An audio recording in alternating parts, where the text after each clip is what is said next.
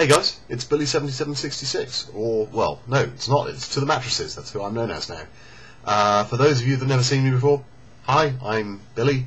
For those of you that have seen me before, well, welcome back again, and congratulations on staying vaguely in touch. I'm amazed I've got 54 subscribers after 8 months. I suspect none of you ever expected to see a video from me again.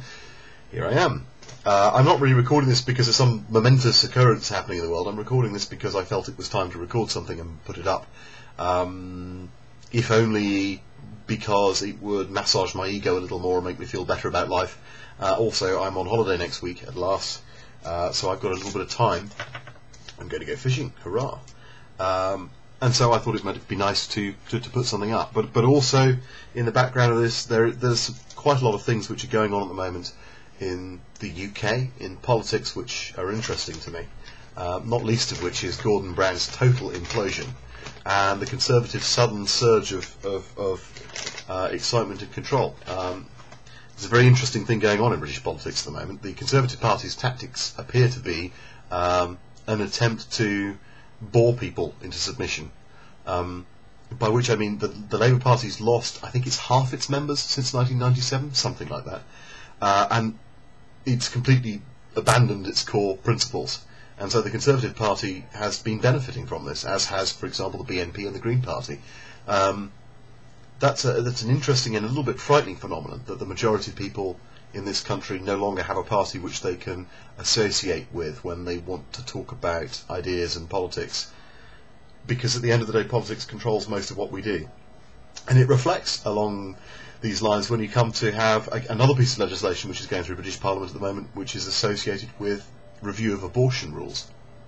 So we are in the UK looking at what the legal limit should be on the date when somebody can have an abortion. At the moment it's 24 weeks, it's going to stay 24 weeks, but it's been like that since 1967. And there's a lot of talk at the moment, which is very unlikely in the UK, about whether or not abortion is the right thing to do. It's been assumed in the United Kingdom for the last 30 odd years that it is the right thing to give women choice over the control of their bodies, but the implications of what that actually means are much more public than they have been before. So we've seen documentaries being brought out in the last few weeks which talk about exactly what the mechanics of having an abortion are. And make no mistake, this is fucking disgusting. I mean, it's really seriously unpleasant. But for some people this has a moral implication which is very hard to overcome, and I'm curious about that. I'm genuinely interested in people's perspectives. I'll be upfront here. For those of you that don't know, I am an atheist. I'm sorry, I'm a strong agnostic, which means that I'm basically an atheist. I don't therefore believe that there's anything particularly spiritually special about a fetus, no matter how well developed, until it's born. And if it's not born, then it's not really alive, so it's not a problem. I don't feel like there's anything which is particularly special about a bunch of cells certainly before it starts to develop limbs, brain and a heart.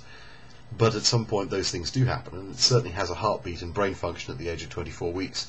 So the question is that a child? Premature babies are horrendously mentally and physically affected sometimes. Well, not sometimes, the vast majority of times. So I don't feel like it's a problem to abort a child at that point. It might be a child, but it's not a living, breathing, functioning human being. I don't have an issue with it, but I know that there are a lot of people out there that do have an issue with it. To turn around and say abortion is murder, or you're destroying a spirit and God doesn't want you to do that, well, those are just facile, stupid arguments. But if you've actually got a point to make about this, particularly from a medical perspective, is that child a living, breathing human being, or could it be?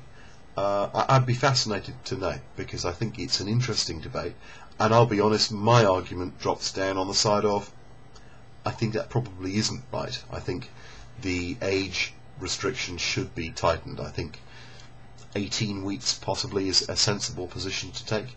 It doesn't give a mother much time to react. I mean, that's the sort of time when you would announce a pregnancy because you're worried that you were going to have a miscarriage. But it's also, I mean, that's 3.5 months. You should have some time to do something about it. Anyway, I'm curious, so your thoughts?